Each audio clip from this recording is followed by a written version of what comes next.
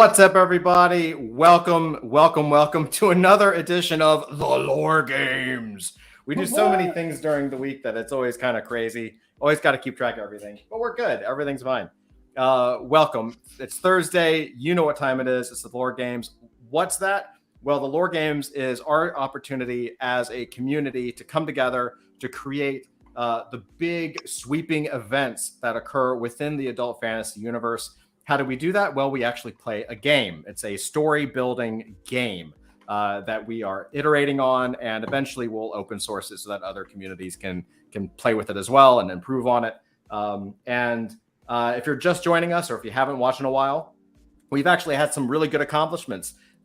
2 weeks ago, we actually completed what we're calling Volume 1, which is the first full arc, the first full story arc for the adult fantasy universe called Blood and Metal. That will be thanks to you guys, thanks to the community and everyone on the stream.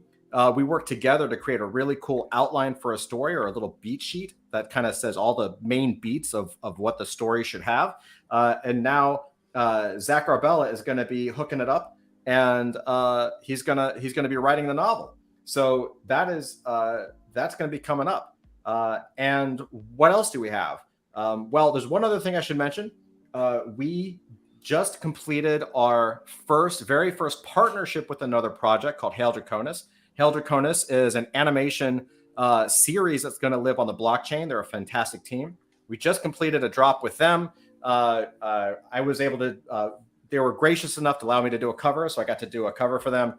And they did a cover for us for Adult Fantasy. It went really well. We minted the free minted out, I think 6,000 pieces. And then we did another few hundred sales. So welcome. As of now, we have around a little over 2,000 holders of the adult fantasy NFTs. We've got 8,000 people in the Discord now. 8,000 of you have joined us for this wacky ride. And we certainly appreciate it. So we're growing, and we're expanding, and we're building new stories. So without further ado, we're going to introduce our team tonight, and we also have someone who's having a little bit of phone trouble, but it's going to be fine. We're all good. Really quick, right below me is Andrew Charper. Andrew is a phenomenal creator. He's an independent creator. He's released several graphic novels. Most recently, his creator-owned property called Hero. Hero is fantastic. He's also a retailer in Jacksonville, Florida, with a store, a comic shop store called Misfit Corner Comics. It's my favorite comic shop in the world because it's like all back issues, baby. What's up, Andrew? How you doing, man? Not too bad. Glad to be here.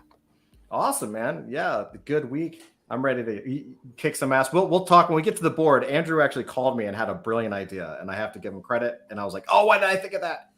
It's great. It's going to set us up, I think. And I have more to add to it.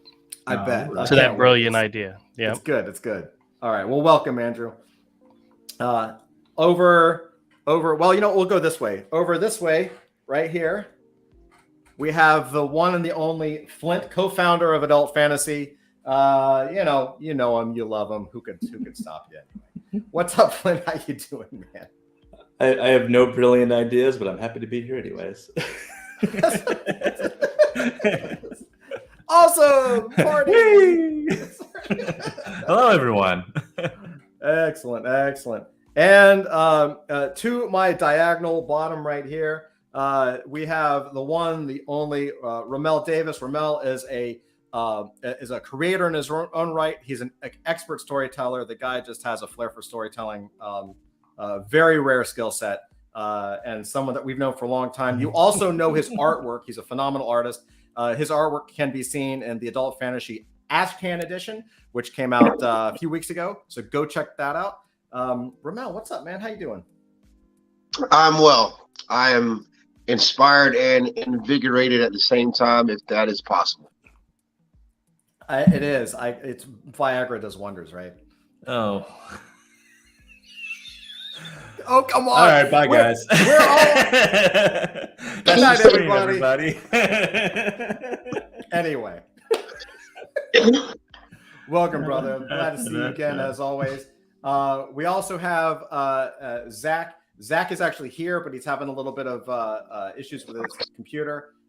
Zach, if you can hear me, you need to connect your mic and your cam before I can add you to the stream if you're there. He was having some internet trouble, so not really sure if he can hear me, but he's here. And there he is. In our hearts. Oh, here we go. In our hearts. There he is, right down here. Right down here.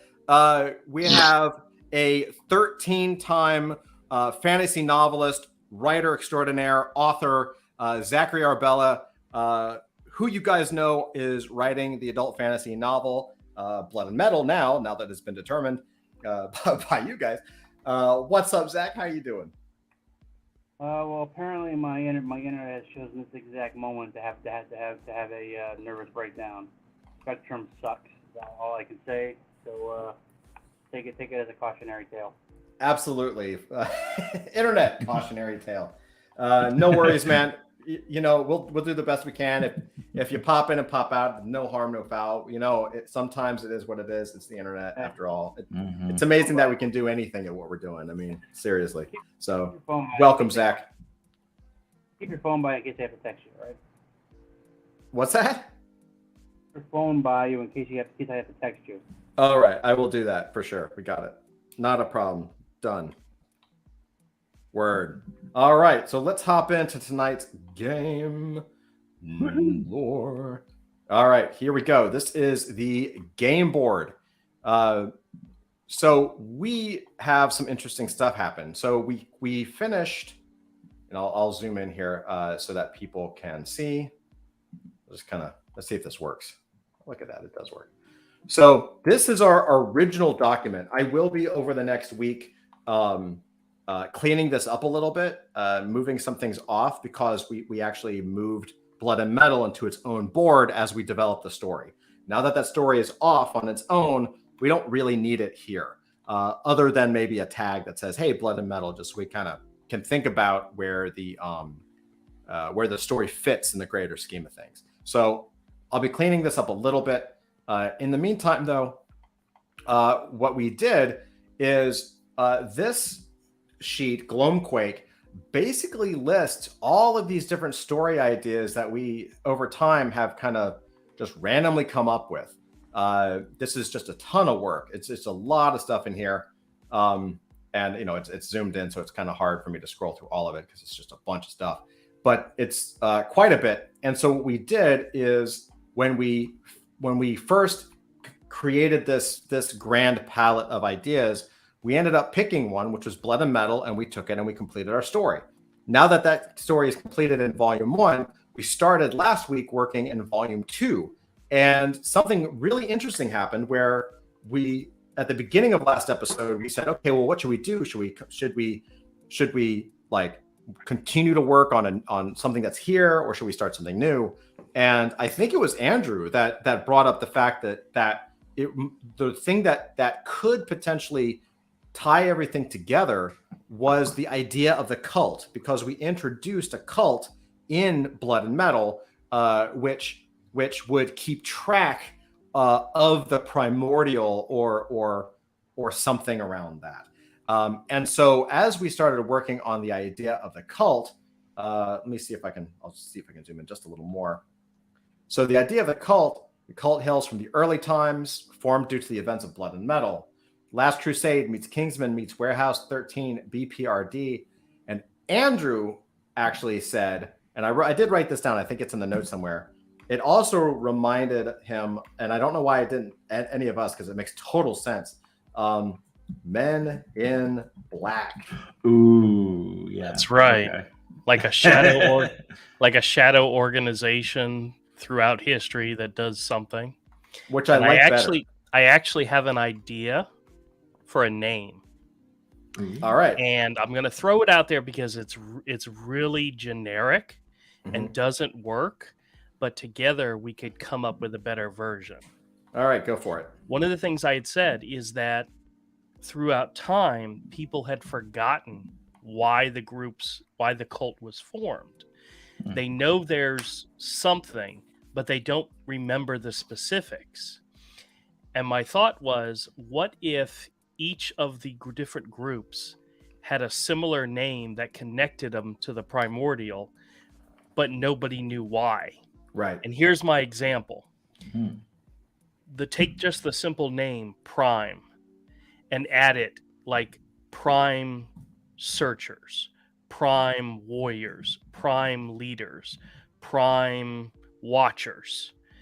They're all part of an organization that has Prime in the title, but each division, each area that is broken up and done something and gone in one of those 4 different ways, and there could be 20 different things by the time we get to modern time. But I like the idea of a single entity that brings them all together. And for some reason, Prime is the name that's stuck in, but I can't get it to work properly. But I like the idea. I like the idea of Prime Watchers or Prime Watch. But you get the idea. But I figured I'd throw it out there. But Yeah, Men in Black, they called themselves MIB, which stood for Men in Black. Maybe we can come up with some basis for the cult that connects them all together. But I like the idea of having the name Primordial in there without them realizing it. Optimus Prime. So basically, Optimus Prime. Maybe hide the name of the Primordial in the name of the group without them knowing it. You know, actually, or maybe even like MIB is Men in Black. Maybe the group is called the PCA or the Primordial PTA. The PTA. something like that. Like the PTA. Sorry. I don't know. There's maybe Primordial is part of the name, but they don't know it. They don't realize that's what it means. They think it means prime or something, but actually the full name is Primordial. Yeah. You know, but they refer to it as the prime goal, the prime whatever. But in You could actuality, even, if you wanted to abstract it a little bit, you could even use just a thesaurus and see, okay, what are synonyms to the word primordial, right? And so that way you could almost, because it has been theoretically thousands of years, right? So as names change and companies rebrand or what have you, it could still be synonyms for the word primordial, but tied to searching, leadership, watching, and warriors. Yeah. hell's Primordial Soup? That would tie into and we actually have roles in Discord, and one of the roles is soup because of Primordial Soup. So we could tie it to that. That could be well. fun. Yeah. OG. We have OG. Oh God. I'm not even gonna go through them all right now because I'm not gonna get blasted in that chat for if I miss anybody. I've done that before. I did that before. We have a group. We have a role called the Horde. And I was going through them off the top of my head, and I accidentally forgot the Horde, and the Horde had their way with me. So I will not be mentioning all of the roles. Ooh. You learned your lesson. Similar words include ancient, earliest, first, prehistory, prehistoric. I kind of like that one. Prehistoric. So, antediluvian. Antediluvian. I've never heard of that word. Spell it again. Antediluvian. Ant as in ant. Ediluvian. That's kind of a cool name. Of the beginning to the time before a biblical flood. The antediluvians. Gigantic bones of antediluvian animals. The antediluvians. Antediluvians. I like that. I don't. That's it's an adjective. That's a word I've never heard in my entire life until today. Yeah, me neither. And it sounds like a cult. It does sound like a cult. It can be humorous, ridiculous, old-fashioned. They maintained antediluvian sex role stereotypes. How about the latter-day antediluvians?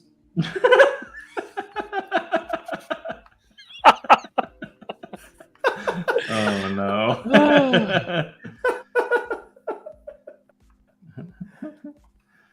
I mean, you could play with the name. Wait. What? Go ahead, man. But antediluvian witnesses.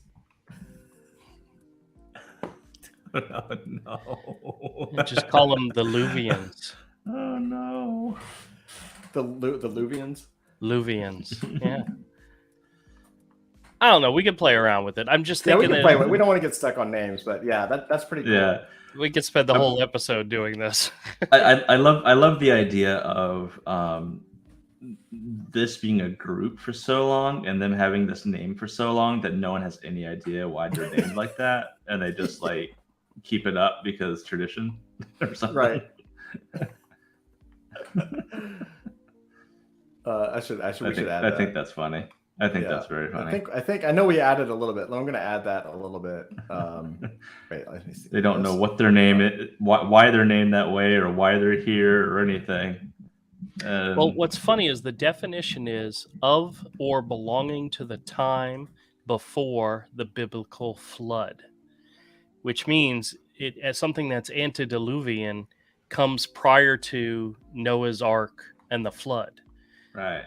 So the primordial would definitely be something that's antediluvian. So right. So just to recap really quick, the way it started was with four brothers. Supposedly, Right. that's where we start. Four brothers keeping watch for primordials. Singular purpose, find the weapons to defend against it. One brother goes to find weapons to defend against it. One brother goes to build an army if weapons aren't strong enough. One gets into politics, etc. One stays behind to develop into science and tech. The generations turned it into a cult Illuminati. We talked about maybe Stanwell Perpetual as part of that group, potentially. All four must come together to defeat the primordial, but in modern times. The problem is all four groups, not four brothers, but all four groups. The problem is that, again, it's been so long, they don't actually know they're all connected.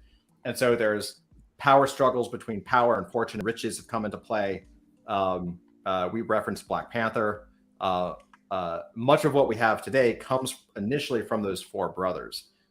So one way or another, everyone in our main character list is tied to stopping the primordial, whether they know it or not. So basically we said, hey, all these characters in some form or fashion kind of come from this is almost like a Adam and Eve / Cain and Abel kind of thing, where it's like the core family that kind of spurred modern civilization. We talked about Stick from TMNT, Iron Fist, global catastrophe protection. Every country has a leader possibly that knows about this. In the US, it could be General Steel. Right. Over time, the real story gets changed. The original purpose has been lost to time. And so we started bringing up some characters that could be tied in to this. We even had Solar Mannequin become the Watcher character, right? At least in this part of the story, because everything Solar sees and lives could be what the primordial dreams, right? So the primordial is actually seeing what's going on through history through the eyes of his, what do you call it? Surrogate. We still need to figure out like what the story would be. Taryn awakes from the nightmare, doesn't realize she has powers. We pulled some other stuff out, and then we started guessing on some stuff. And really, it was that the superheroes or the heroes in the event are the next army that Steel needs to put together, right? So that's kind of where we left it yesterday or last week.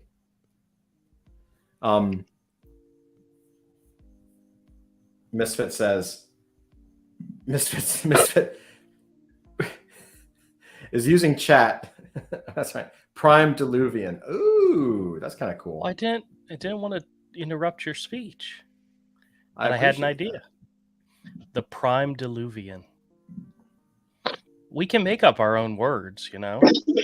Yeah. That's the good thing about our language is Screw meaning. We'll just make something up. Yeah, that's great. So I did a little research. I didn't have a lot of time to go through it, but I did look at well, I'll put it like this. I looked a little bit through the beat sheet. I found the beat sheet to the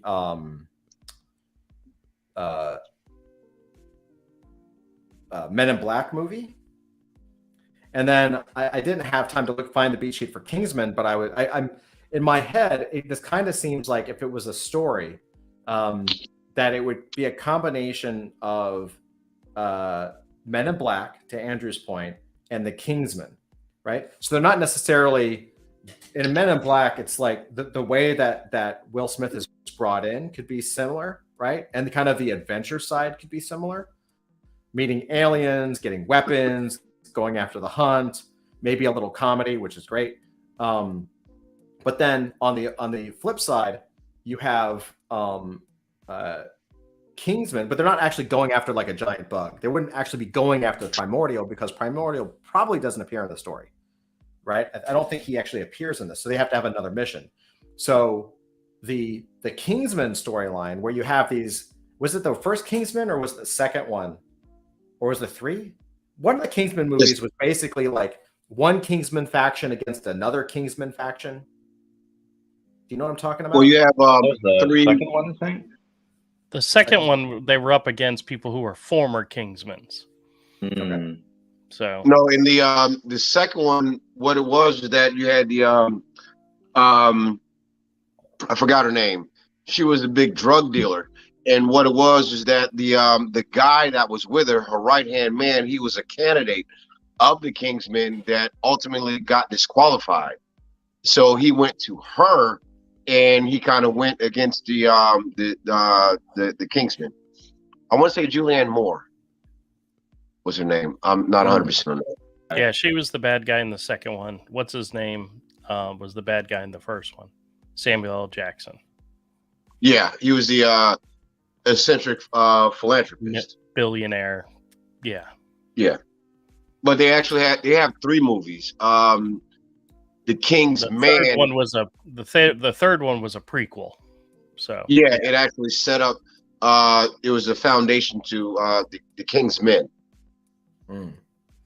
But I like that kind of combative like you have sort of like that Will Smith. Help me out. Other actor. I've been up for too long. Tommy Lee Jones. Tommy Lee Jones. Thank you. You have sort of like this Tommy Lee Jones, Will Smith focus of the story, like 2 of the people within one of these organizations. But what they end up having to do is sort of the battle is one of these other groups like taking over the world, James Bond style, right? Or awakening the primordial or something that. And I think if they're awakening the beast from beyond, we don't necessarily have to mention that as the primordial. I think we keep that out. What if there was a faction of the cult that wants to wake up the primordial? Right. Ooh. And that's just where maybe it's just got through time, it's gotten warped and reversed. You know what I mean? Big organizations get, it's change all the time. By the way, I want to say Carrots has an awesome name. He says, Carrot says the flock. Ooh. Which is awesome. I'm gonna put that in.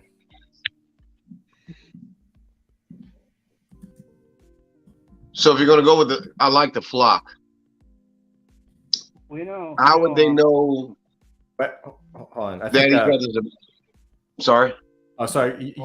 Ramel, you first, then we'll let Zach pop in. My fault. Go for it. Go for it. If they call themselves the flock, how would they know a member from a non-member?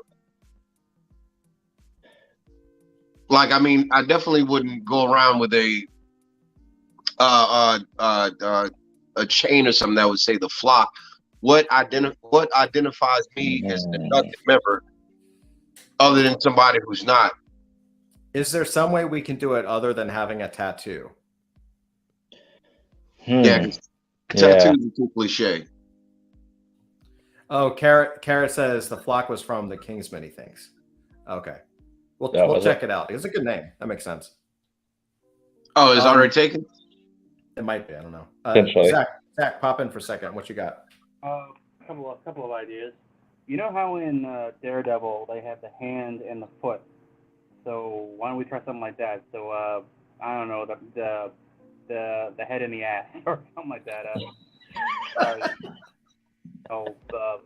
The brains and the balls. Or sorry, I know. The spear and the shaft. Yeah. I like. You know what? The spear and the shaft. Oh my God. Or the sword and the shield. How about that? Or the axe and a hammer. You know, just basically two names that are thematically opposed to each other. Head and foot, axe and shield, you know, sword and shield.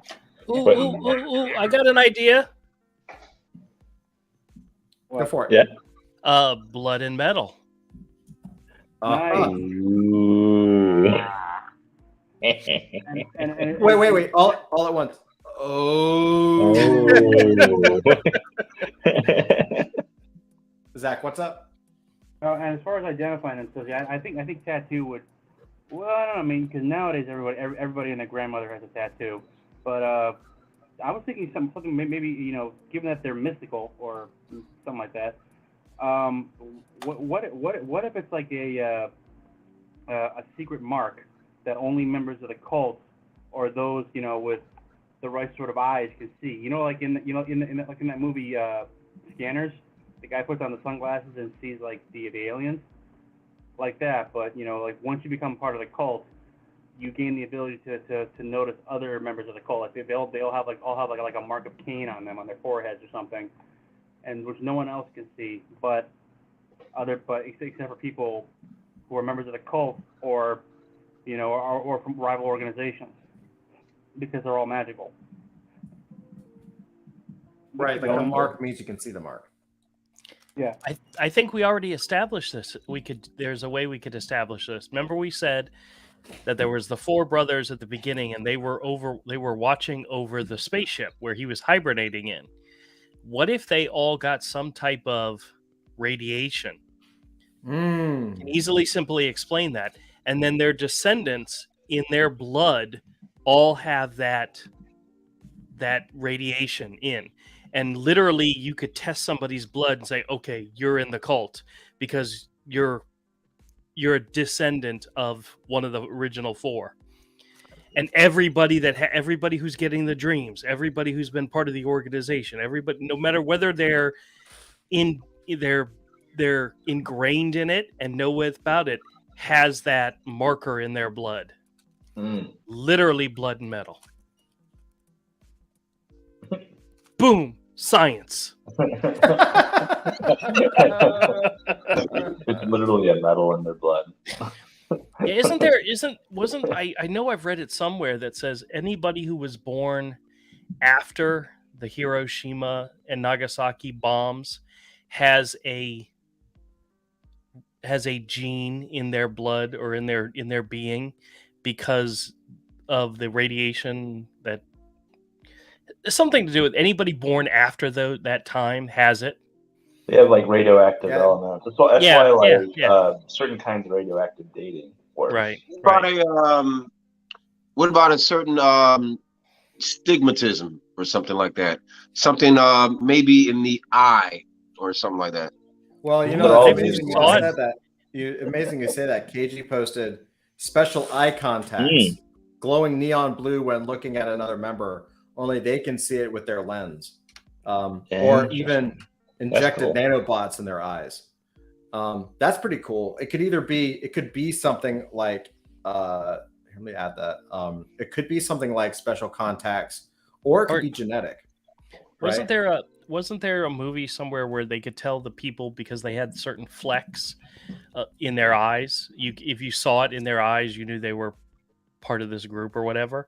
It could be something just as simple as that. But I like the idea of it being in the blood. Testing everybody's blood and go, okay, you're positive, you know? Yeah. I know there's the opposite with like Blade Runner, where they have the serial number on the eyeball. Mm-hmm. But I like the idea of nanobots. maybe that's what makes the eye flash a certain color, and it's passed down.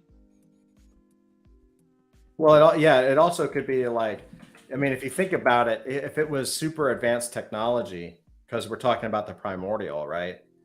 You could have nanobots from the antediluvian days, right? The prehistoric day. Maybe that's when the nanobots get in the bloodstream, right? Of these four brothers, and it just happens to be it just passed on generation to generation. Because why not? Like it's advanced tech. Yeah. I don't know. I don't know if this scene actually happened in Jurassic Park or if it was in the book. But there's a part of the story in which they are tracking all the dinosaurs on the island, and somebody says, "Well, what about the dinosaurs' babies?" And they said, "Well, the dinosaurs are bred not to have any babies, so there aren't any." And they said, "So you're only tracking a certain number?" And they said, "Yeah." It says, "Well, what if you expanded that?" And then they expanded it, and all of a sudden pops up all over the place because there were way more on the island than they thought. Maybe I'm just thinking this up. But what if Tidwell, whatever his name is, has created some type of a device? Not fancy, everybody. He's created some type of device that can identify the genome in a person to tell that they're one of the descendants of the prime. I don't even remember the name I gave it. I got an idea. Right. I got an idea. And what if he expands it so that instead of just being within a building, he expands it to the entire city or to the entire country, and all of a sudden these flashes are coming up everywhere, and there's way more than they ever realized. That there's way more people out there. I don't know. It could be a thing. I got an idea. It's one of those things where Stanwell's really smart, but he doesn't think that far. Maybe he should, but he doesn't, or he didn't until somebody said, "Hey, what about, the planet? How many of these people are on the planet?" Right. Yeah, carrots. I like that. Yeah, Cerebro, right? Oh, yeah. Carrot says, "Sounds like Professor X being able to track the mutants." Oh yeah. Genetics, Todd nailed that one. All right. Yeah. 2 points for Hufflepuff. Good job, Todd.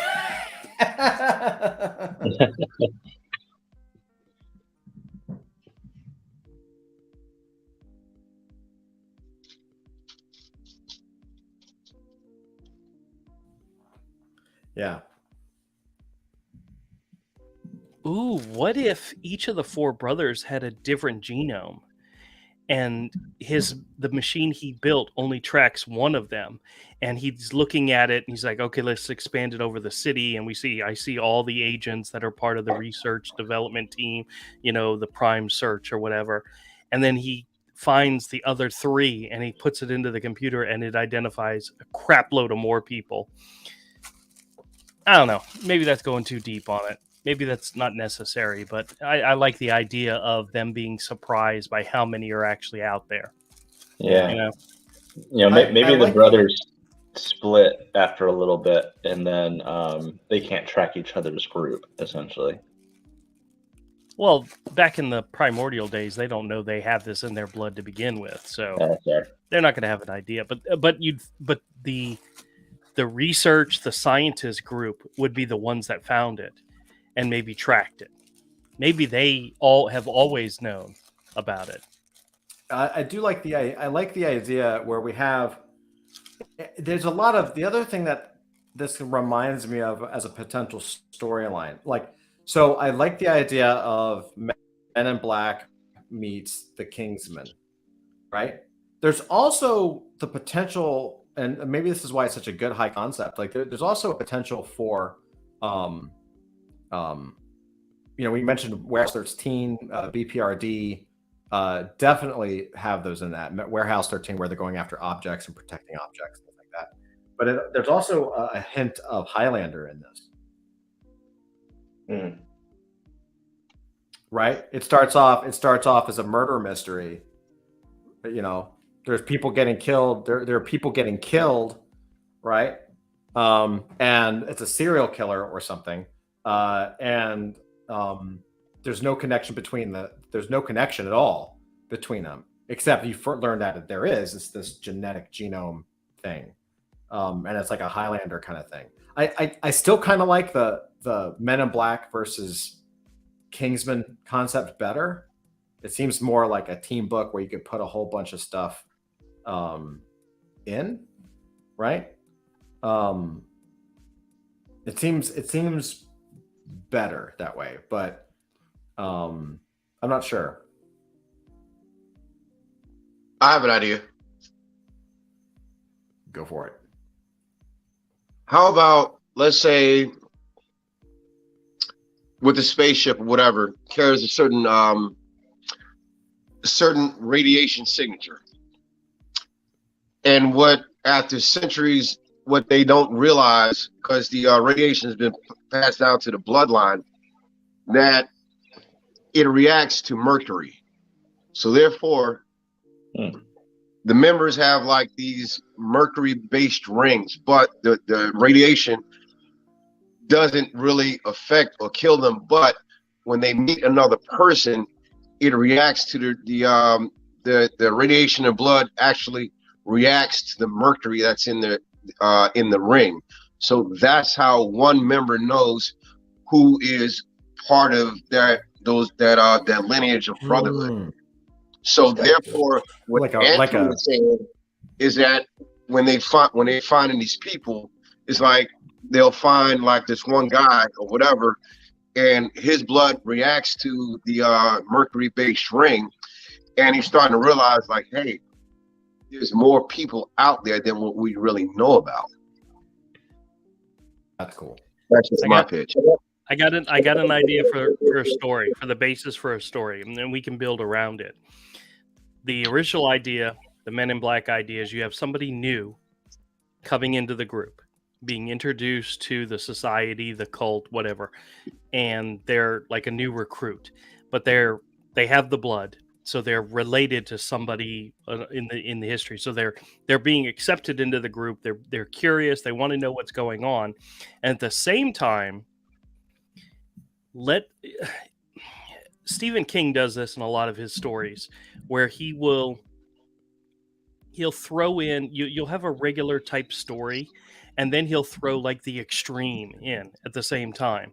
Like, I don't know if you've ever read the book. I've only read parts of it, but I've the TV series The Dome, where it's a group of people in a town that get encompassed in this dome. Well, it just so happens that one of the people in the dome is a serial killer. He's a budding serial killer, and for some reason, he's destined to murder people because of the events that happens. What if everybody starts having these dreams? All the people that have this stuff in their blood are getting these dreams. What if one person goes freaking nuts and goes psychotic and serial killer because of it? And maybe he's tapped into something that allows him to easily identify somebody else who's also part of this group, and he starts killing and murdering them. Maybe he thinks it's his calling. Maybe he sees images of the primordial and he thinks this is the way to bring the primordial to life, or whatever. So at the same time that this one character is being introduced to the group, maybe the new person and the older person are also investigating these murders of people within the cult. And maybe they don't know it yet. Maybe they don't know that that's what's happening. Maybe they're really beat cops. But she's being brought in, or he or whatever is being brought in as we're cops. You're a rookie. I'm a veteran cop. But we're also part of the secret organization, the secret society that expands centuries. And people that we know are being murdered. Somebody's murdering them. Maybe that could be a simple beginning setup for this story. So you said the antagonist. Talk about the antagonist one more time.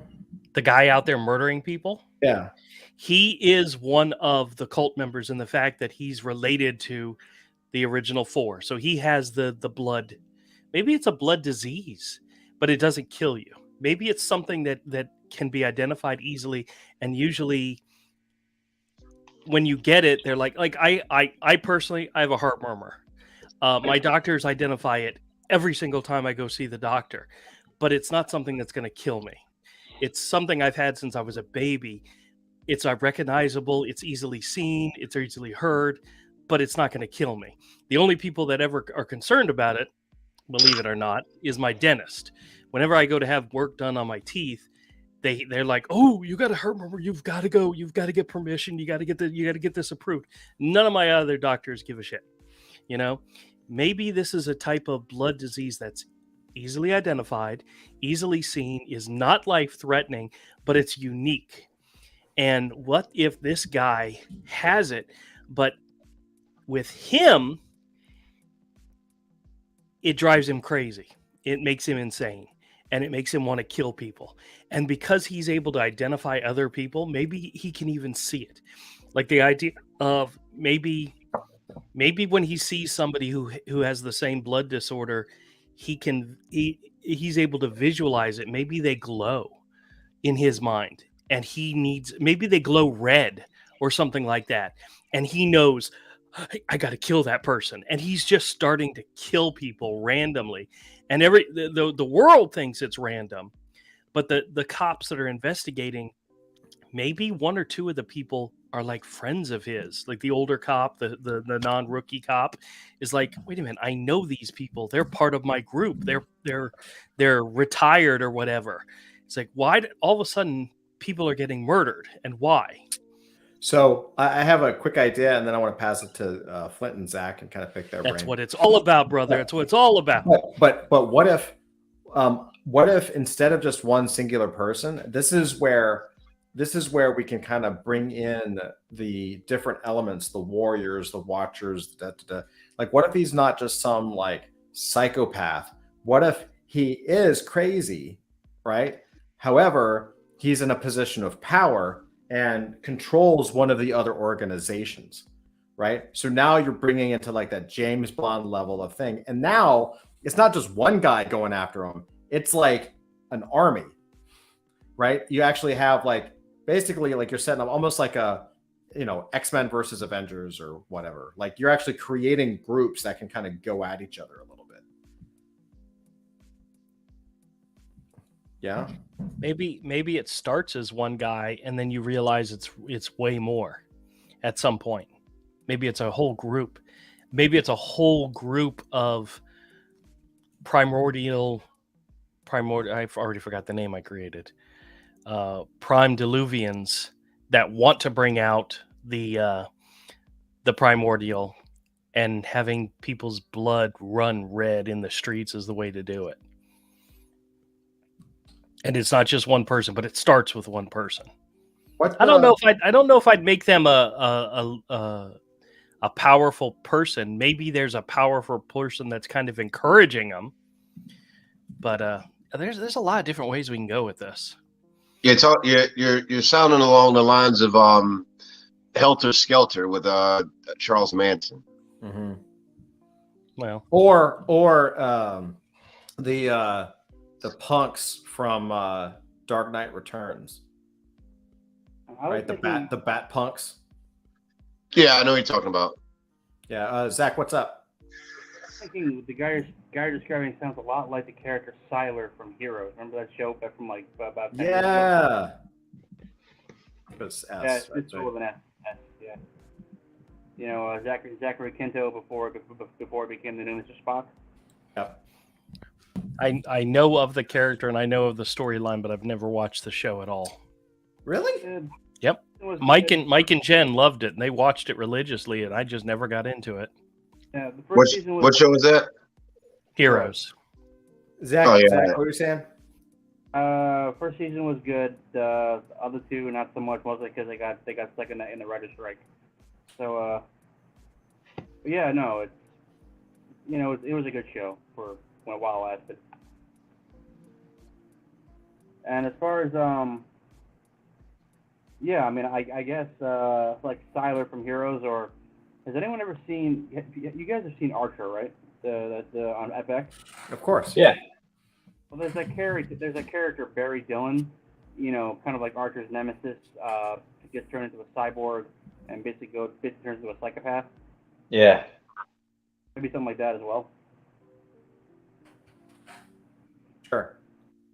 I do like it, and it has been a while since I've seen the Kingsman movies, but there wasn't the last one when they went up against like Ivan, the one that was back in time, where it was like Ivan the Terrible. One of the guys they went against was Rasputin. Rasputin.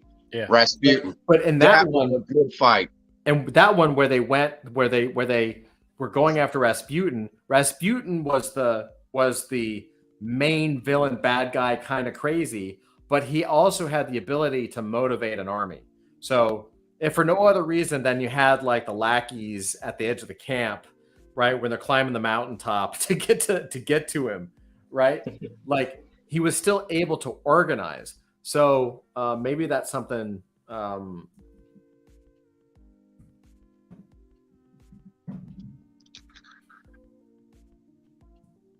Yeah, that fight was freaking awesome.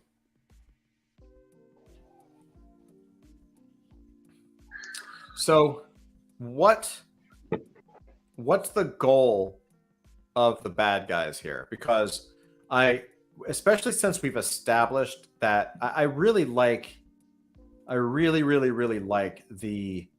idea that in modern times they don't want to share power. They don't want to share power. Riches have come.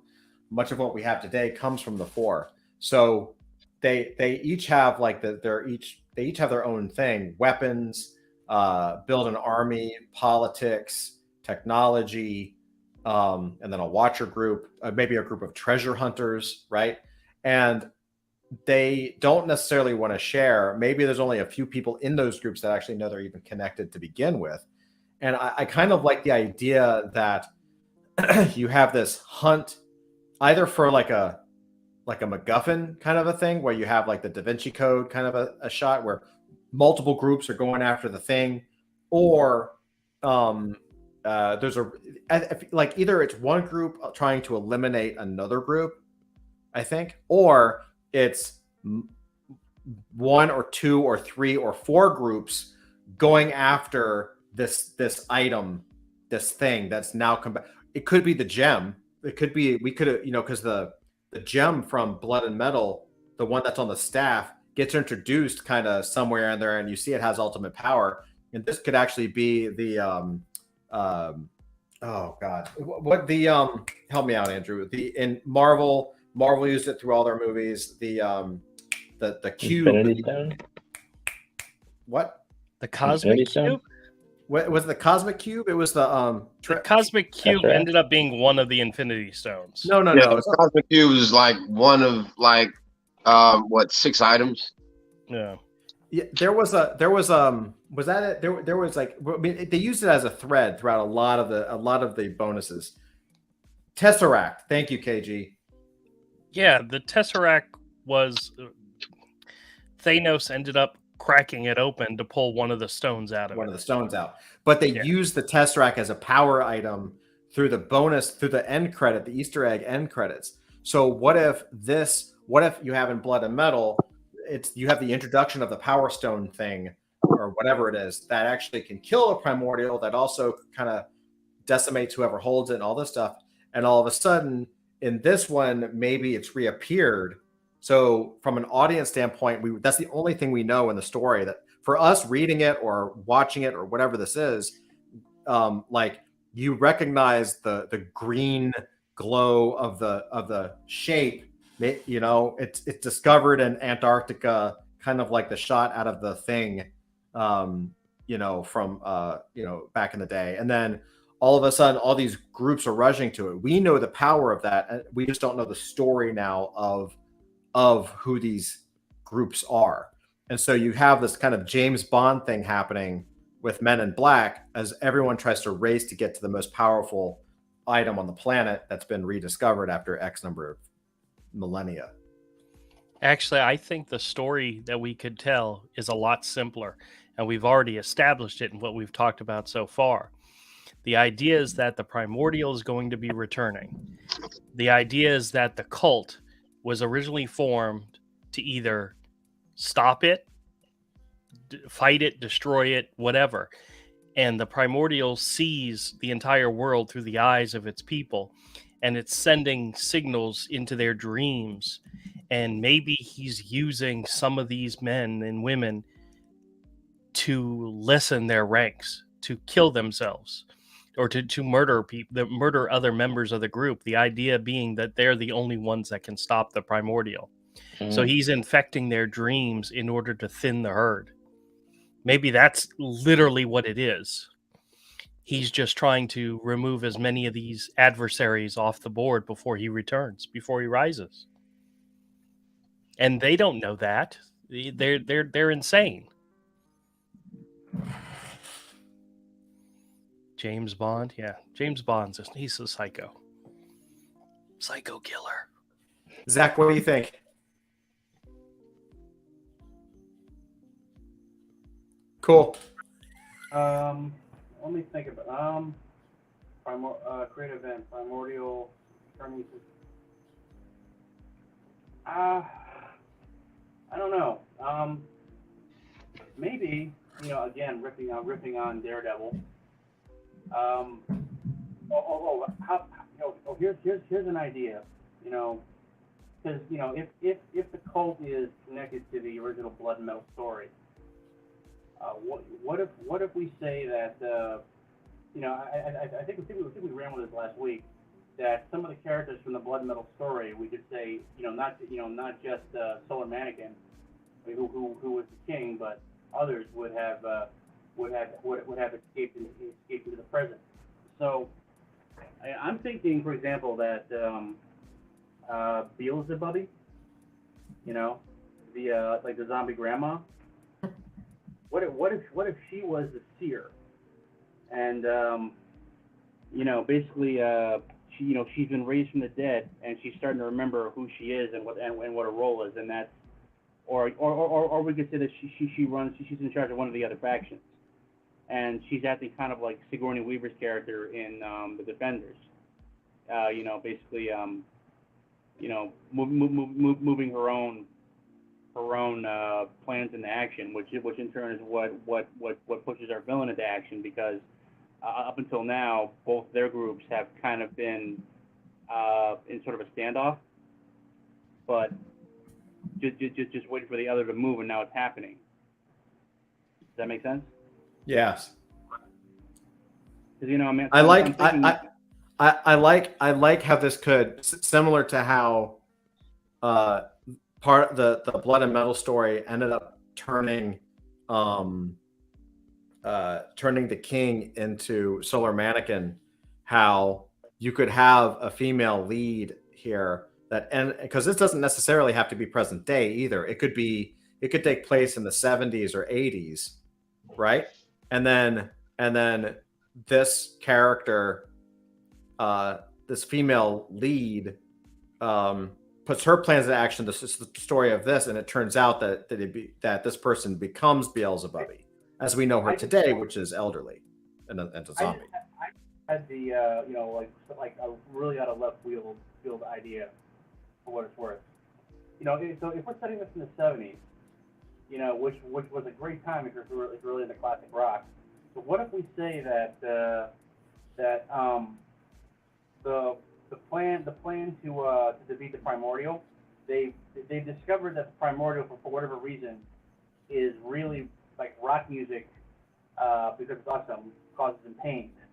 So the plan is to like fill the war with like so apparently we could say that not Led Zeppelin, but a Led Zeppelin like band is actually in truth like a group of mystical warriors using the power of rock to keep the primordial, to fight the primordial and his servants, and and the other members of the cult, or whatever we're calling it, who are trying to raise him for whatever purposes.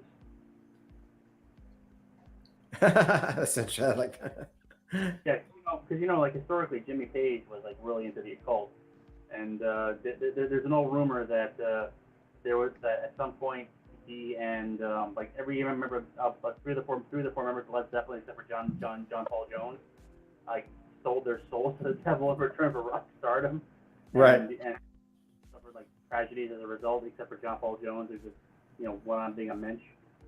And yeah, so it's like like I said, if it was going to be set in the 70s or sometime like that, we could say that like rock music or or better yet funk music as well. We could say that like a George Clinton Parliament Funkadelic kind of character was also a part of this.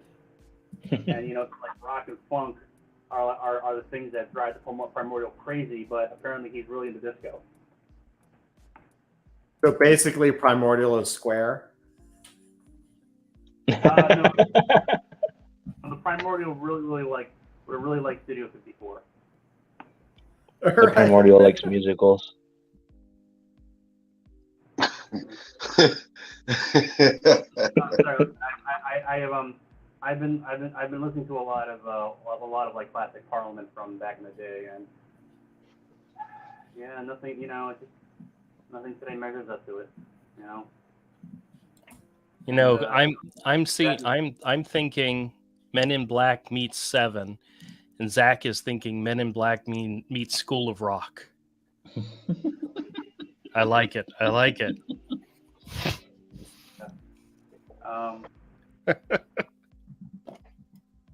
know. Or like maybe have like a James either a James Brown or a Hank Williams Jr. character is kind of like backup, just so we cover all the bases.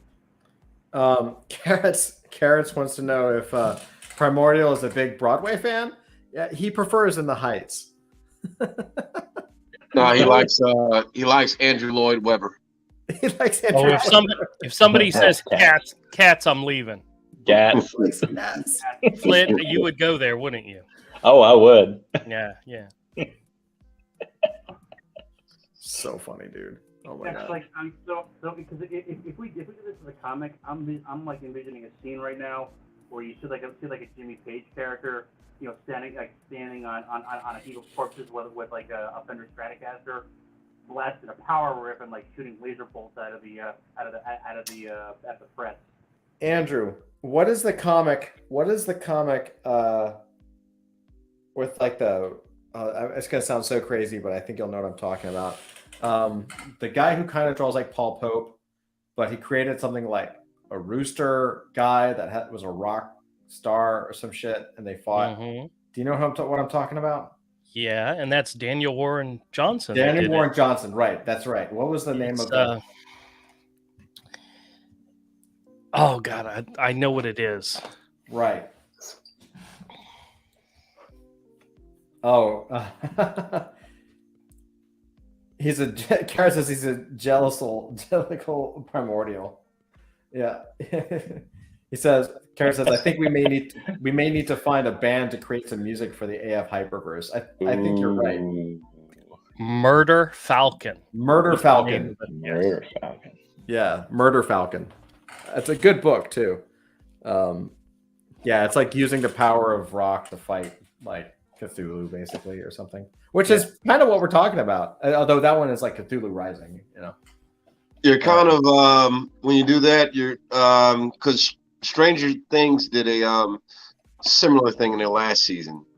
That's right. I don't know if you all watched that. That's a really good series. They one of their characters, which was the Mind Flayer, he was susceptible to music. Like he had mental influence on all of his victims. But in order to break that influence, you had to interrupt it with music. That's the only way they was able to save that one girl, and they found that out. But the weakness in his mind control was actually music. So you're kind of paralleling that. I hadn't seen the last season. Thanks, Ramon. Oh, it's good. It's good. I heard it was the best. I heard it was like the best since the first season. I've seen them all. I've seen all the seasons except for the last one. So. Well, it's the twist. Mm, It's the twist that they give you in season 4 mm. because they kind of lay it out, and it seems like random events. But I think it was episode 7 where they like really tied a lot of that together. And I'm literally watching it. I'm like, oh shit. So one of those moments. Yeah, I love that. That's so much fun. Okay, so we have we've got some concepts. I mean, I feel like we're in a vibe tonight of just kind of throwing out plots, and so we should keep to that. And then the next week we can actually start to go and do our like we did on the original, which is like, you know, just take turns, right? So that everybody gets their thing in. But this will give us a good structure, or at least a good idea. If we can maybe pick a plot out of this. I guess my next question is, like, we have to what Andrew was mentioning, we kind of have these 3 ideas here. We've got Men in Black meets Seven, or Men in Black meets School of Rock, or Men in Black meets Kingsman. Is there a way that we can, I mean, I actually think it's pretty easy to tie those together. You know, if you had sort of that serial killer aspect from Seven, who also happened to be kind of like a Rasputin character, or someone who is growing an army, who maybe happened to be, you know, sort of the, thrown out of Jedi school, and you know, he's thrown out of one of the 4 groups or something, or left, or whatever. So there's different groups kind of coming after, because the whole point of this is we'd have to introduce all those groups. That's kind of deemed to be mentally unstable. Yeah. Right. And then I'm certainly we could bring in kind of like a School of Rock aspect to it too. That'd be kind of fun. So if for no other reason than having like an awesome score. Yeah, I don't see how that translates well to graphic novels, stories, or NFTs. Well, we could figure it in. We're creative. We can figure it out. Flip, what do you think? We're artists, not songwriters. Right, that's true. Yeah. Flint, I want to hear. Let's see. KG says, give him some sort of psych powers. That's a possibility, because we already said that the primordial's influence over people's dreams is unlocking abilities in people. Right. You know, and maybe he's one of the first. Maybe he's one of the first to get psychic powers, but it drives him insane. The fact that he can see people's blood and know they're part of this group is insane to begin with. You know, Flint, what do you think? Yeah, I'm trying to figure out how to connect in the music component of what we've been talking about, but I really like the idea of the 2 officers that are trying to solve this crime that opens up this bigger eventually expands out into the primordial awakening. I think that's a really cool build, that's certainly, like, I think that's the side of what we've been talking about that I favor.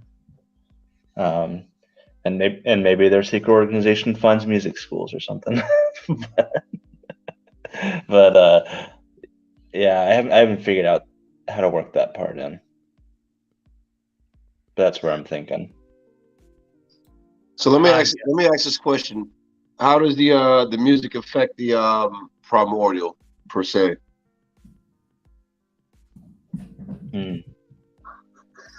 Does it like weaken him? Does he revert back to a certain form? What? Maybe he appears and requests a musical in order to satiate him. Like, show me your best musical or I will destroy you. Did you guys ever see the movie, the movie The Accountant? Yeah. Yeah, Remember that's how, in good. order for him to go to sleep at night, he would have to listen to loud, heavy metal music in order to calm his mind? Mhm. Maybe that's the opposite effect to this bad guy. Maybe silence or low music drives him crazy. He has to, well, maybe in order to function, he has to be listening to loud, heavy music in order to be sane. And then, how do I do the reverse of that? That doesn't make any sense. In order to get to sleep, he had to listen to heavy metal, loud music in order to calm his mind from distraction. But our bad guy's the opposite way. Every normal day life is hurting him. Oh shit. You know what that reminds me of? Did you ever see that one movie called Beowulf? Mhm. Remember The animated movie, right? yeah, the animated movie with which was pretty good. Remember Grendel? He had this issue with noise because when they were in the King's Hall, they were what they called it merrymaking, where they would sing and all kind of shit like that. And Ooh, what if this guy calls himself like the Children of Grendel? We could have a reference to that, and he's like, what if that's Cool, part of the man. cult? What if that's part of an offshoot cult? Ooh, that's a good one, Romel. I like it. yeah, because remember, Grendel's issue was when like sound was amplified to damn near deafening decibels, like they were singing in the town hall, and he was like miles away, and that shit drove him crazy because how they filmed it was that they had the castle, and they panned out, and you heard dead silence, and it was like miles and miles and miles they panned out. Then when they got to his cave, you showed Grendel, he was in agony because the sound just drove him insane. So what does he do? Hey, y'all singing too loud. I gotta murder everybody in the castle. It's reasonable. Right. That's reasonable. Yeah. Like, hey, y'all gotta keep that shit down. Or I'm killing y'all. Wait, What if- Zach? Wait, Zach. You were what do you think? Well, I had a couple of ideas. I think that could be part of it. I'm also thinking that what we could also do, well, as tie into that, because if is that it's not the noise in general that hurts them. It's noise of that particular type of music, because if you like disco or Broadway, so I think the idea I'm having is that certain types of music, there's something about it that hurts them. So we could say that we could push back even further. We could say that the birth of rock and roll was in part a way to constrain the primordial, because rock, soul, or country music to a certain extent as well. Those are meant to elicit an emotional response. With rock, it's about the headbanging and feeling alive and feeling a thrill. And from what I recall of the blood and metal, the primordial was in part he's unable to understand human emotions, which is why he went to pieces when the queen died. So we can say that over the centuries he's basically that inability to understand emotion has basically become like a hatred of emotion. I know that's kind of a contradiction in terms, but so like some like popular music, or like really heavy, really loud rock, or anything with a really powerful beat to it, anything that makes you feel something, that that causes him to that basically causes him pain. We could even go further and say that it actually causes him to lose his grip on this reality, because he's originally like basically equivalent of an elder god, with but in this universe. So we could say that the music, the noise of that music, like, it does more than just keep him awake at night. It actually causes him to, start to lose his hold on this reality, because the power of the emotion that it causes him, is essentially his nemesis, his kryptonite. It's the water, his fire. I know I'm throwing a lot out there, but this just needs to fall right here. I have a cool idea. I don't know if I want to share it. I think I want to keep it for myself. All right, I'll share it. I knew you were. You just couldn't keep that to yourself. This kind of goes off of something that Romel was saying. What if the noise that he hears in his mind that's driving him crazy is his own pulse? What if his heartbeat beating is what's pounding on his head and driving him insane? And in order to calm him down and to muffle the beating of his own heart, he needs loud music, because quiet forces him to focus on his own heart beating and the pulse. You know how you have there's a pulse like really close to your temple, and there are times when you can literally hear your own heartbeat. Yeah. What if that sound for him is so pulsating it drives him insane? That's really cool. And maybe when he sees somebody else's heart beating, that hurts him. He physically can hear the heart beating of people. And maybe the people that are this special, their heart beats faster than normal, than most humans. Maybe they all have like heart murmurs, but the opposite of a heart murmur. Instead of skipping a beat, it's a double beat.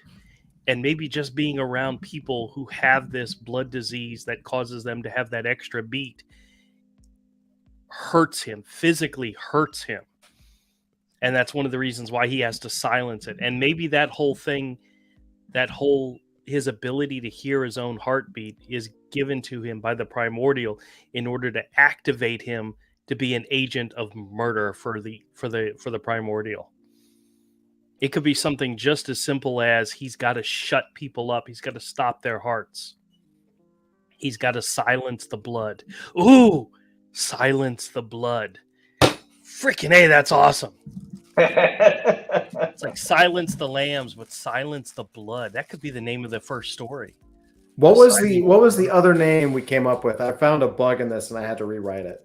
We had a name. Oh fuck! I can always go back in the recording. Andaluvian? No, not Andaluvian. I just wrote it down a minute ago. It was fuck. I'll come back to it. I'll put it back in when we. I mean, if you think about it, if you break down the story to the main beats, we've got two different stories here that collide. We've got the rookie cop teaming up with the seasoned professional. Simple, right? Then you throw in the Men in Black aspect, where the seasoned cop and the rookie are actually part of this organization, this cult, that the rookie doesn't know, but the seasoned person does, and he's being told, she's one of us, you got to bring her in the fold, you need to reveal some of the secrets that regular beat cops don't know. Okay, fine, we expanded on that one story. We followed it. Now they're investigating a murder. Simply a man murdered somebody. Then you find out that this person is a psychopath and he's on a murdering spree, kind of like a Seven character. Then you find out that he's actually one of them as well. He was, because of his psychological profile, they were told, stay away from him. He's not allowed to join the organization. He's too mentally unstable. He's getting these images in his dreams of the primordial and blood red. And he can actually, because of his psychic ability and because of he's always been able to hear his own heartbeat, but it's driving him insane because it's getting more and more and more pronounced. And he can literally see people with the same blood disorder, the same thing. And he feels the only way to stop the pounding in his head is to kill them. But he's actually being directed by the primordial to eliminate people of the cult, people who could stop the primordial when he rises. I mean, you're taking two very simple ideas, two very simple stories, and expanding them in a way that they become ours. They become part of our world that we're creating. And I think the idea of the music, I think the idea of the cult leaders, I think the idea of is all themes that we can develop. And then I think this is a good starting point, is what I'm thinking. Yeah. And I wrote down the timestamp so I could write that down later, because, too much good stuff, but I can't write all that stuff down. I got sort of an element to toss in there. Just see what you think. What if, like, you have this blood disease that destroys like certain aspects in your eye where you're like colorblind, or you see people in black and white or some shit like that, but he identifies as victims because they don't appear in black and white. They just appear regular to him, so he knows that they are targets or whatever. That's just... Or maybe the opposite. He sees them as black and white. I like the idea of him seeing them glowing, something that really stands out to him. Glowing red for the primordial. The primordial is giving him a gift, which is also a curse, and it's driving him insane. I mean, if the idea is that the primordial is reaching out to every single person through their dreams, some people are going to be affected in the extreme. Some people aren't even going to realize it's happening. They're going to wake up in the morning, they're not going to remember their dreams. But the other part of the spectrum is where people wake up and they think they're being commanded. They think they're being told to do something because of their dreams. You can go in all different directions with that, but everybody who's connected to the four brothers is getting these dreams. They're seeing these dreams. It's how people react to them. Carrot says primordial sounds like an edgy teenager or whatever alien race he is. Can't handle silence and needs loud music to concentrate or focus. And then he said, "Oh, it's not about primordial. Someone else." Sorry, missed that. Yeah, we're trying to. That is actually pretty funny. Like, I mean, it's not a zero sum either. Like, it actually could be. So we're talking about sort of who the antagonist could be in this story, but just because the antagonist has that edgy teenager can't handle silence, needs loud music thing, doesn't necessarily that the reason that person or that disciple could have that affliction is because the primordial has it as well. Like, there's no reason why it can't be both, right? That's good. It's really interesting. Ooh, maybe the blood disease could be part of the blood and metal story. Maybe there's an aspect of it that could be in there, but it's not important. I think I kind of like the idea of the faster heartbeat. If the primordial has a faster heartbeat because of maybe it's just his genetic makeup, but the four brothers get faster heartbeats because of the radiation from the ship. Maybe that's where the primordial gets it from. I mean, what if he has more than one heart? Ooh. Well, it's a possibility too. Oh, that's interesting. Cool. Maybe that's actually interesting, man. Like, what if the villain does have, if he had that double heartbeat, it would be kind of like a, and to kind of drown that out, he has to listen to metal music at a higher BPM, right? Yeah. And the reason, this is a problem for him now and not in like our previous stories when he's younger is he's much larger now, so his heart is much bigger, right? It's making a lot more noise. Right. Yeah, that's cool. Like, the bigger he gets, the worse it gets, and the more angry he gets. Well, are we talking about the primordial, or are we talking about the main villain? I was saying, my suggestion was the primordial will have more than one heart. Like, he has multiple hearts. Oh, the primordial. I thought you were talking about the main, like, kind of. No. The antagonist could have two hearts. I think he needs to be human. No, I mean Yeah. that's fine. I was saying Primordial having more than one heart, but Yeah. That could be cool too, though, right? Well, I think what's interesting is that there's also no there's a couple things we could do here, because there's also nothing that says this guy has to be human, and we never do talk about what's in that spaceship, right? So if you could have the Primordial have 2 hearts, you could have this guy have 2 hearts. This guy could be a Primordial, like another member of that ship or something, or a descendant of something on that ship, and not know it. Maybe. I don't know if it gets a little too crazy then, but like, because I Yeah. don't want to recreate the story we just did. Well, the thing I like about what we're outlining is it starts off very grounded. You know, like, okay, you have two police officers that are trying to track down a murderer, Right. and then you can slowly expand it out into the cult stuff, and you get some cool dramatic tension there of like, well, the police have, the 2 officers have a little more information on who this guy might be than they can actually share in the investigation, So that could be kind of cool. And it slowly kind of builds out into this wider craziness, But I think if they're chasing something superhuman, it kind of jumps the shark right off the bat. You know what I mean? Yeah, I do also like the idea, like similar to you, Flint, like he can they fall into it, right? Like, hey, we're just cops, and all of a sudden by the end it's like hardcore, like ancient Illuminati battles. Like, how the hell did we get here? Yeah. Right? It's like they're very out of their depth, Carrot says Primordial was raised by humans, right? Feels a bit like he is emotionally stuck in sort of a young infantile state, and that's why he does some of the stuff he does. 100%. I love that. I love that. That was one of my big takeaways from that first volume that we did with Blood and Metal was we didn't necessarily establish that he was a bad guy, because he's not like a villain because he's bad, right? It's that we don't know his purpose, but he showed that he could potentially love, or at least pretend like he could love, and then it was all stripped away, and so he acts out like a child.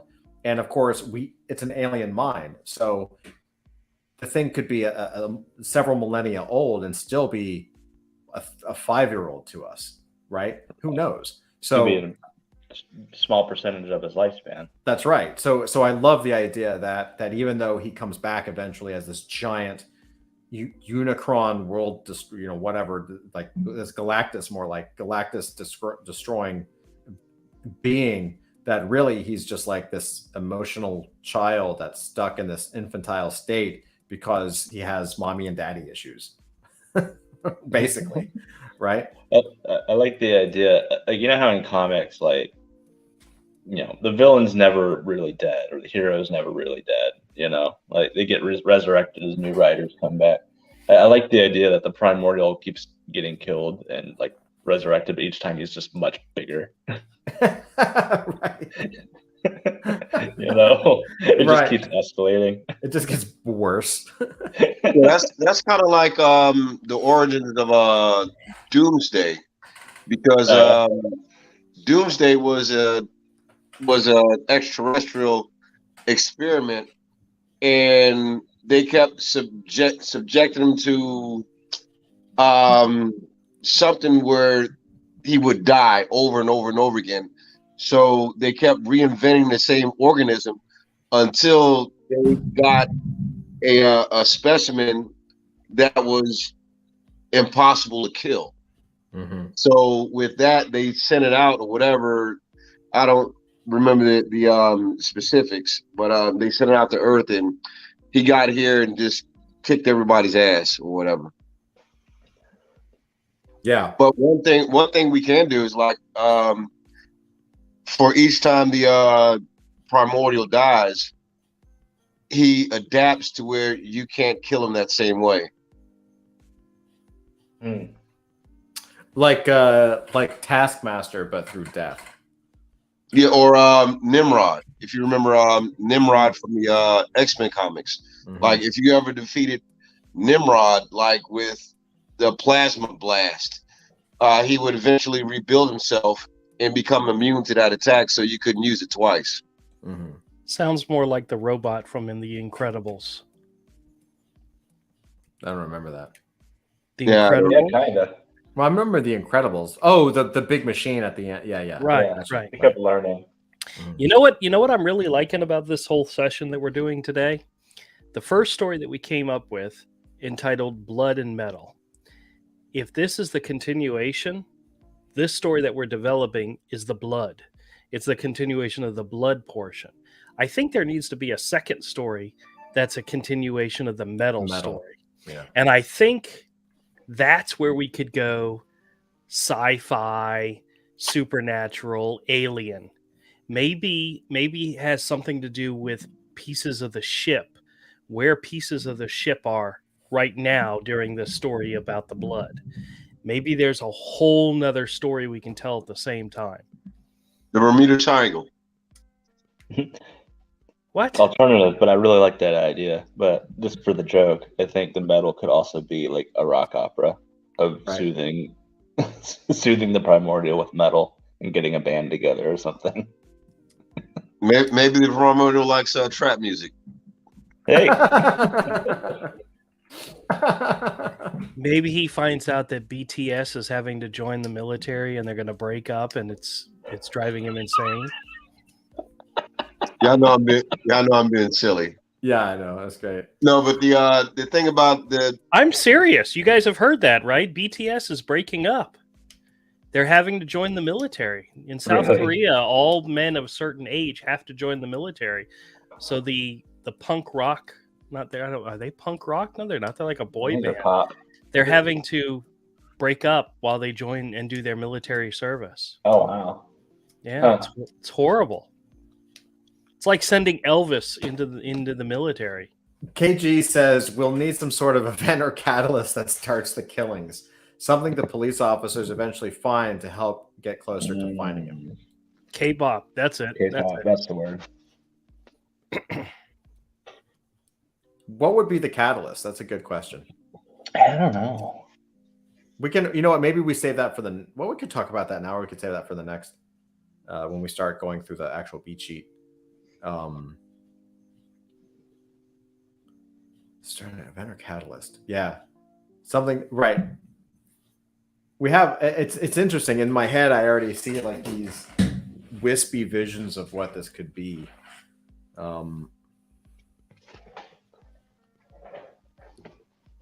Two officers, one a rookie cop, begin by solving a murder. This eventually leads. I feel like this is we'll start with a byline. This eventually leads to ancient cults,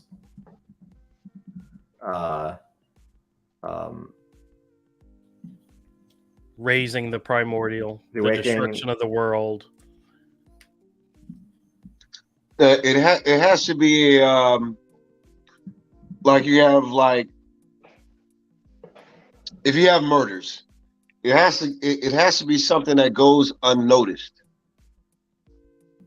It's like, well, none of us have killed anybody that I know of. But in most murders, you know, you have a blanket investigation.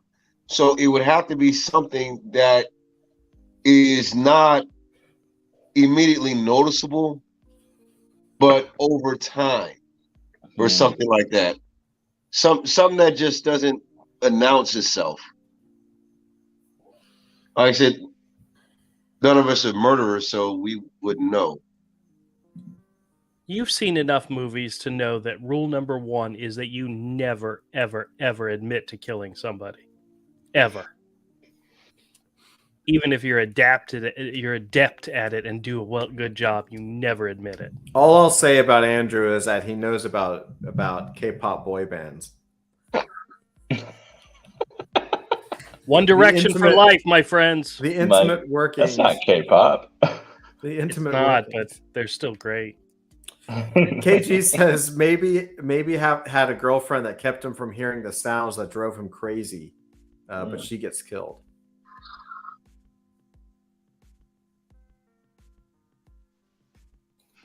Maybe he has a girlfriend that would sing sweet lullabies to him. It would calm his heart, so the loud beating wasn't as bad. That's a little creepy.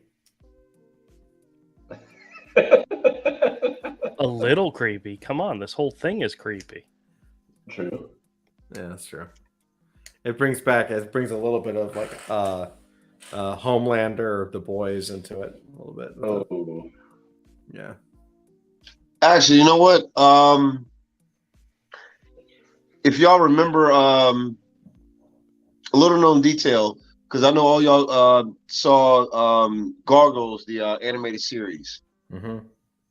Remember, there was you had the girl that was a cop, and you had another cop that was in the same precinct, and he was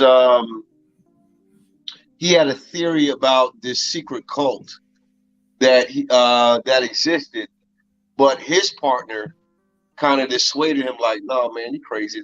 There's no such thing, no such thing." And like throughout the season, he was so hell bent on believing that this cult existed, and his partner was trying to convince him that they didn't. Come to find out, his partner was actually a member of the cult that he was trying to dissuade him into believing in, and made him a member. KG just said something that gave me an idea. KG says it could be an object, necklace, or something that he loses. What if? Hear me out on this. What if we do introduce the gem from the spear from Blood and Metal? Like that's the only tie to this book, really, besides the primordial, which we don't even have to mention by name. It could be just the ancient god or something. Like, what if the only visible, recognizable symbol is the gem from Blood and Metal, and it's in the possession of this villain, and for what it's stolen from him. Okay, that the reason he has it is because whatever the power included in that thing helps keep the voices out. It helps the pounding, whether it's from his heart. It basically soothes him and allows him to live a normal life. And it could be in a giant fucking necklace. That's cool. And it's stolen. Maybe his place is ransacked, and he can sense, because of his ties to the stone and his ties to the cult, he can sense that it was somebody else who had the same blood type did it, and he just starts taking people out, right? And that's why you have these murders going on, is basically him looking for the stone.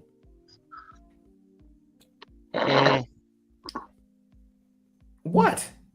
Yeah, I'm thinking of it as well, but I was thinking maybe he is part of the line of treasure hunters. That his family line is of the treasure hunters, and maybe somebody in his family found it and gave it to him.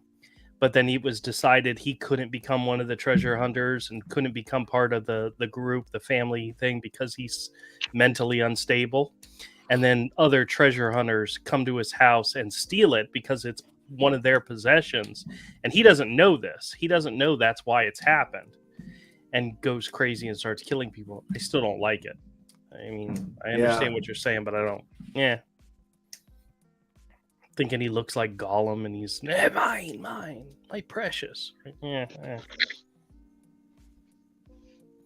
Good idea, Todd, but no. Let's skip it. Thanks, Andrew. I appreciate you. Todd, leave this story idea stuff to the professionals, please. Me, Flint, and Zach have got this covered, okay? I know my place. I will just keep typing. You keep typing. Good boy. Good boy. Good monkey boy. Good monkey boy. Oh. As long as you didn't say sit, boo-boo, sit. That's right. Oh, yeah. Yeah, there's a throwback. Good dog. Good dog. That's good. Sit, boo-boo, sit.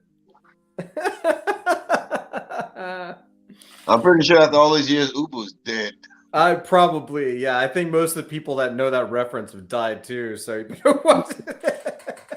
that ain't a recent reference. Do you know I read somewhere that said that most of the modern laugh tracks that television shows use, sitcom shows use, were laugh tracks that were recorded back in the 40s, Really? which means you're listening to ghosts laughing because a lot of those people are probably dead Oh, that's interesting. because they reuse the same laugh tracks That's over and over crazy. again. Yeah, that's dead people laughing if you think about it. That's really weird to think about. That's scary, but yeah. Ooh. Zach, how are you? What are you thinking?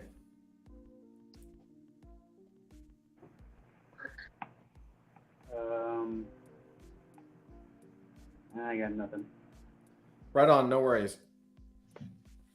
Just making sure. I didn't want you to.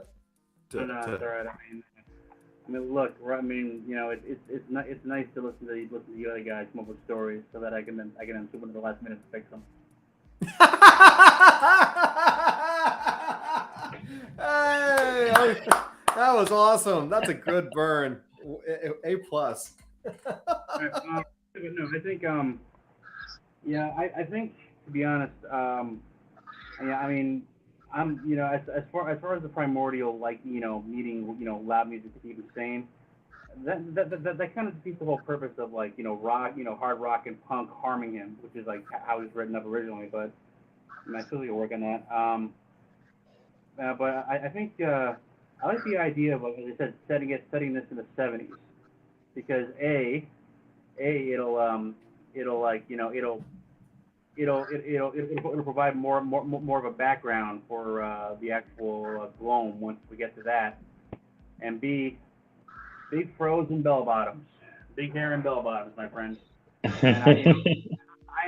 like I said, I've got two images in my mind right now, kind of like a Jimmy Page character, you know, blasting hellfire from like the top of his guitar while the power chord, and B, you know, like a massive magical battle / dance off at Studio 54 or something like it.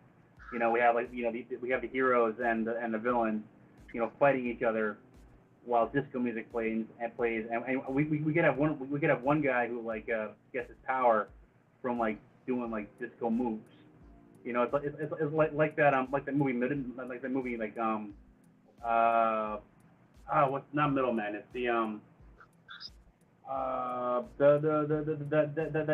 the Flaming Carrot movie that Ben Stiller and William H. Macy did back in, like, the 90s. Mystery Men. Mystery Men, yeah. There's like that character played by you know, what's his face, who like Disco Tony. You know, who's, like, basically whose whole thing is like he and his gang are unreconstructed disco fans in the 90s. So the point I'm trying to say is that if you look at the setting that we're using, you know, like the main setting, it is a bit goofy, you know. So I'm just thinking that, you know, in terms of tone, you know, we should keep that in mind, because, you know, if we go all grim and dangerous, you know, but, you know, we're doing it with, like, you know, apathetic apes, zombie grandmas, and interstellar delivery men. So it's something to bear in mind. You know, not in terms of plot, but more in terms of atmosphere. You know, Sure. You know, just the character. I mean, we're not dealing with, like, the X-Men on Genosha here. We're dealing with you know, stuff that's very, I mean, at least the way I feel is that it's very tongue in cheek, a lot of it. Yeah, So, for sure. I mean, you know, the novel's not going to be. The novel's going to be pretty like Blood and Thunder, but, you know, this is not. I mean, yeah, and it doesn't mean we can't be like that. You know, it's just that I think the sense I'm getting from listening here is that, you know, there's got to be, you know, the humor is what's gonna help this thing stand out. You know, it's going to be like the you know, it's going to feel a little bit like the Venture Brothers, but not as much of a big piss stick. If that makes sense. Right. Well, like, to your point, Zach, like, even if they go investigating a murder, like, if you take, you know, on one side, I think what Andrew thinks is like Seven, right? But I also think on the flip side, you could look at it like Men in Black. There's a murder and they go in and it's just like, you know, a skin suit laying on the floor, right? Like, they don't know what happened. They've never seen anything like it, you know, except the veteran cop is like, oh yeah, it's a 357 case or whatever. but it's like it's clearly like an alien type of death or something unhuman, because it's just like there's no body, it's just skin on the floor. Not in a gross way. I'm just saying, like remember how like even in Men in Black, they're like they shoot the guy's head off and it grows back, right? Yeah. Like that could easily have been written as a completely over the top violent Tarantino scene, but instead it had a shock value and then has a little bit of humor as it grows back in a funny way, right? That's kind of the feel that I'm going for. I mean, yeah, I think so. Or just maybe like emphasize some of the ridiculousness as well. But at least that's my feeling. I mean, it's not just about plot; it's about feel.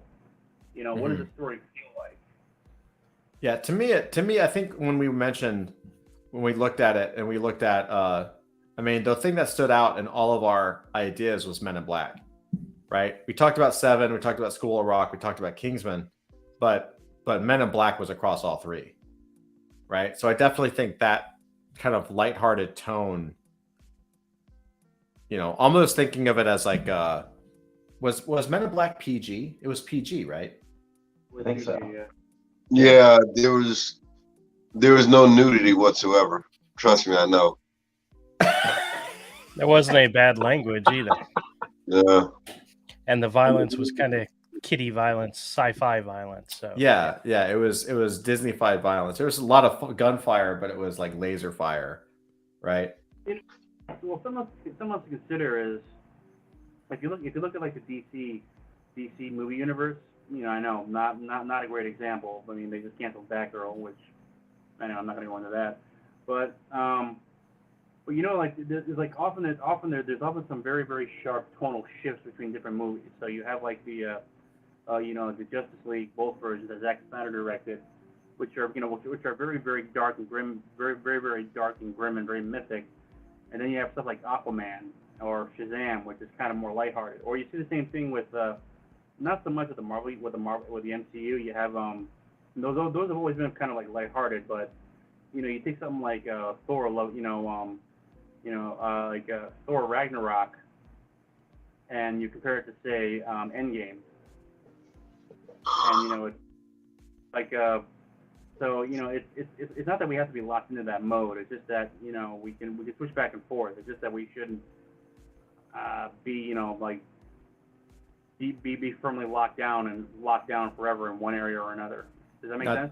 Yeah, 100%. All right, that's all I really have to say on it. No, I think you nailed it, dude. I think that's a good point. Well, guys, it's about that time. We have time for just maybe a couple more minutes. Is there anything we should add or write down that we haven't, just to set us up for next week? Actually, it'll be the week after, but yeah, I'll tell you about that in a minute. No, one idea I had, we kind of brushed over it, was you was talking about the ship, and I was thinking, what about the possibility that there's parts of the ship that is broken, and it's in where's the Bermuda Triangle? Where's that? It's actually south of Florida, isn't it? I don't know. Like southeast, I think. Yeah, but what if like the parts of the ship is causing radiation and weird anomalies similar to the Bermuda Triangle that has never been explained? I love this. That's cool. I love this because the one thing that I don't know how to spell anomalies. I love this because this actually ties into something that we didn't really touch on tonight, which is fine. But when we first started talking about this, we had looked at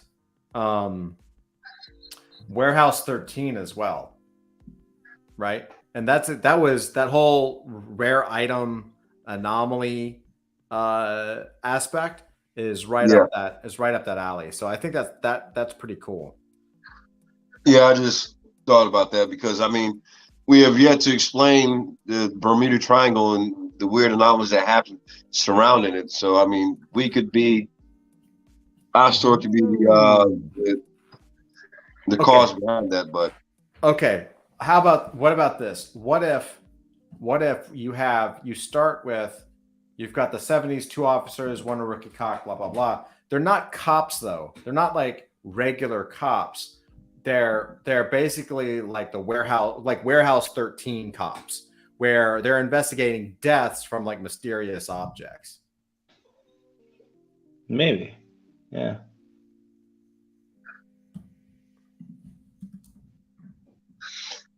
that would be kind of like those guys from remember that show Millennium?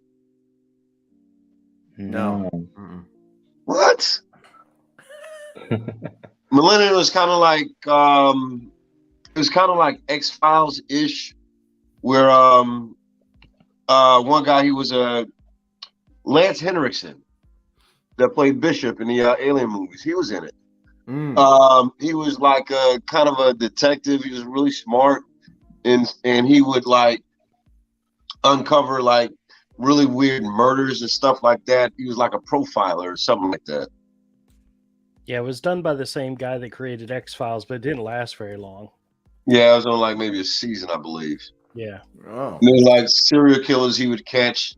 He would do weird shit and catch them, something like that. So I mean, instead of a cop, they could possibly contract profilers or whatever. Interesting.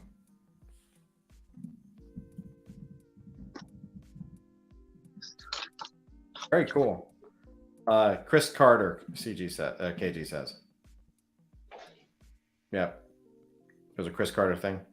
And he said that kind of Warehouse 13 concept, or with that object thing, circles back to the necklace, which is true. Which is pretty cool. Awesome, guys. So, dude, this was a great session. I think we're almost there. I think we definitely have enough to kind of start to circle back and do the regular game where we just take turns and start creating events and scenes within it. Definitely. For sure. And so what I'll do is I'll set that up on a different board for next time, so it's kind of a clean board, so we don't have all the other stuff here. Just as an FYI, there won't be a Lore Games next week. I'm going to be out of town, but the week after that we'll be back to normal. So next week is off. Week after that, totally fine. But I will be spending time next week to kind of organize all of this stuff and get it ready for us. Freaking awesome. Well, good stuff. Absolutely. Guys, thank you all. Ramel, Andrew, Zach, Flint. Thank you guys so much. Fantastic stuff. Also, KG, Carrots, Willie D, everybody that showed up, Dusty, everybody that popped in. I appreciate it. You guys kick ass. This is going to be awesome, man. We're just getting started on volume 2. I'm already imagining this as like I still imagine it as either a graphic novel or a novel, but that's also my own personal limitations, because I love comics and graphic novels and novels. So, but it's fantastic. It's really interesting to see this stuff come together. Everybody, thank you so much. Please continue to leave comments. KG says fun stuff. Yeah, thank you, man. I appreciate you as always. Let's keep going. So thank you guys. See you next time. See you over in Discord. And with that, I'll say take care. God bless. Peace out. And see you next.